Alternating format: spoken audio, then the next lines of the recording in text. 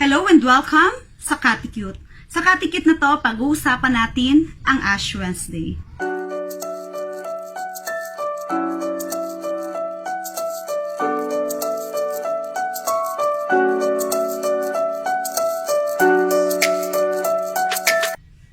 Bakit nga ba tinatawag na Ash Wednesday ang Ash Wednesday?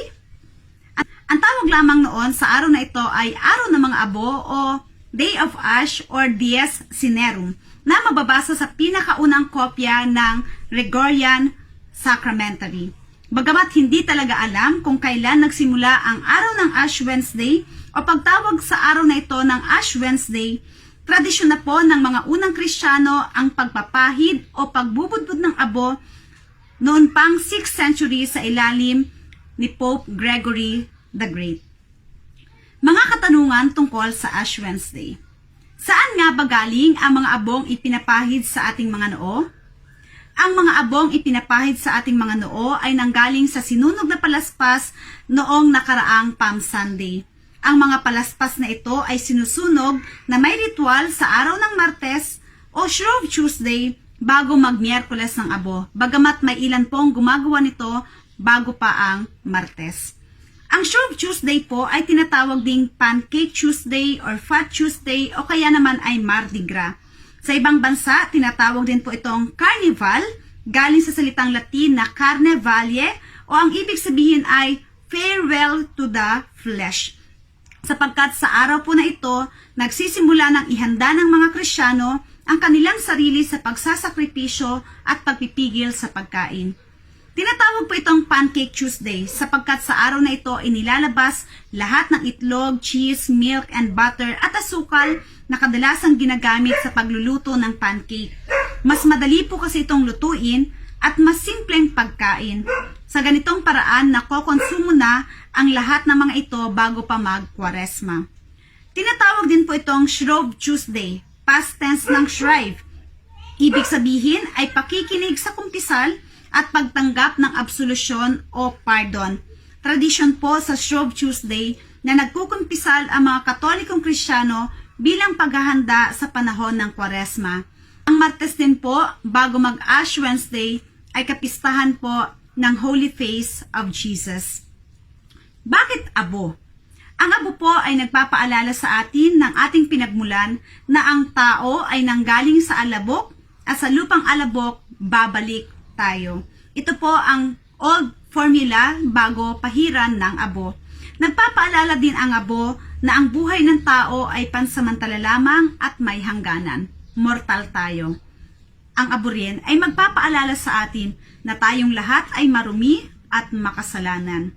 Ang abo sa Biblia ay tanda ng lubos na pagsisisi at pagtalikod sa mga sala. Ang abo sa Biblia ay tanda ng lubos na pagsisisi at pagtalikod sa mga kasalanan at pagbabalik loob sa Diyos. Kung kaya ipinapaalala sa atin ngayong panahon ng Kwaresma na magsisi at magbalik loob sa Diyos at talikuran ang ating mga kasalanan.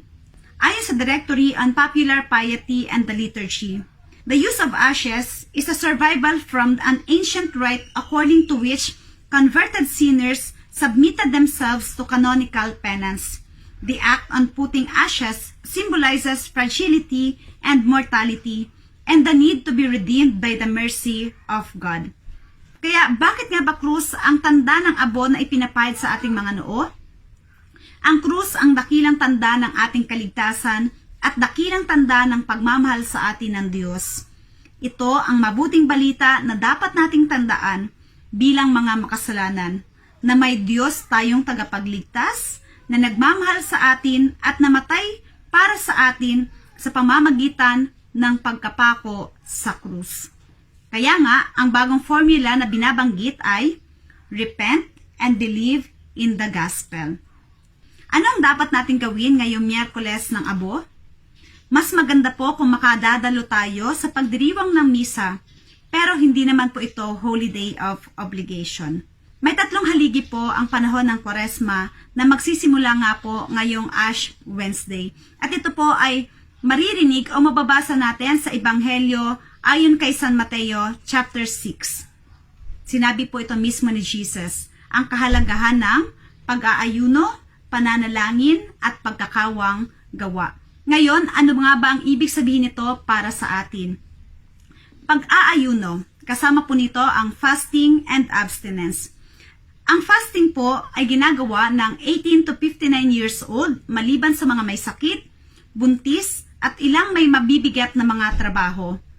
Ang fasting po na ginagawa natin ay 1 full or regular meal at 2 smaller meals lamang na kapag pinagsama po ay hindi lalagpas sa katumbas ng full meal. Ang abstinence naman po ay obligatory sa lahat ng mga may gulang 14 years old pataas.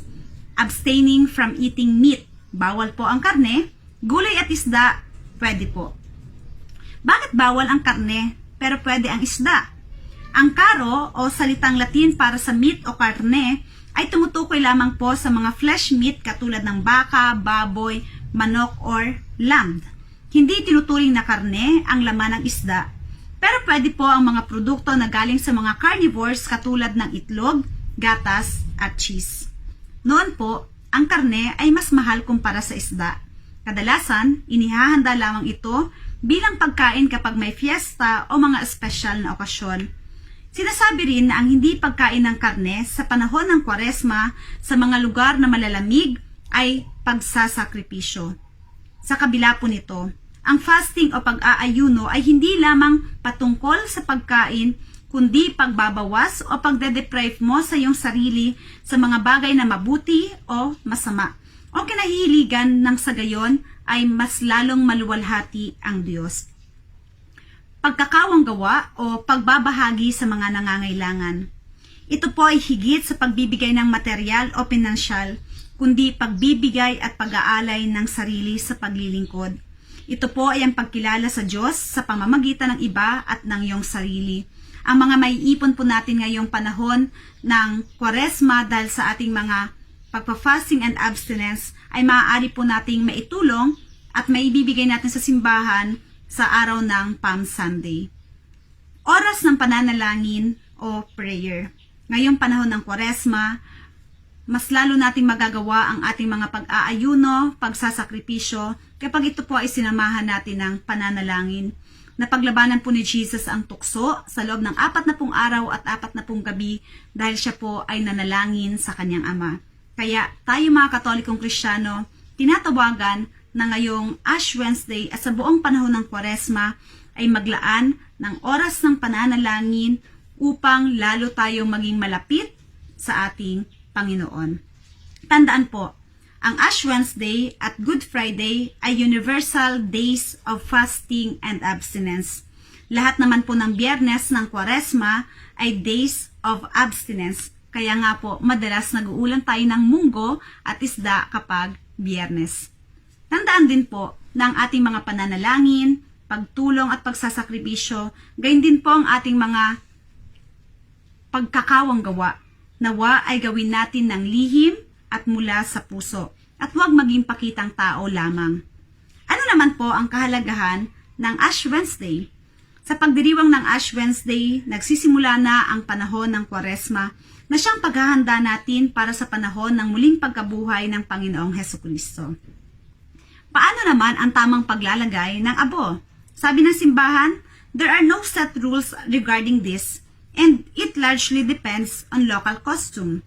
Sa mas maraming bansa katulad ng Pilipinas, nakaugalian na ang abo ay nilalagyan muna ng holy water kaya mamasa-masa na siya o parang malagkit na. At ito ay ipinapahid sa anyo ng krus sa ating mga noo. Sabi ng iba, mas makapal, mas maitim, mas malaking marka ay sapat na upang magtagal sa noo at naipakita sa lahat ang kanilang pananampalataya.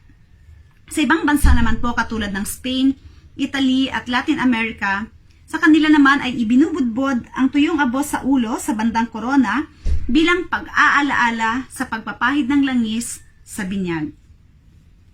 Paalala po ulit, rend your hearts, not your garments. Change your hearts. Remember that you are dust and unto dust you shall return. Repent and turn away from sin and believe in the good news. And whatever you do in secret, do it so that the Father in heaven who sees you in secret will reward you. Isang mapagpalang panahon ng Kwaresma po para sa ating lahat.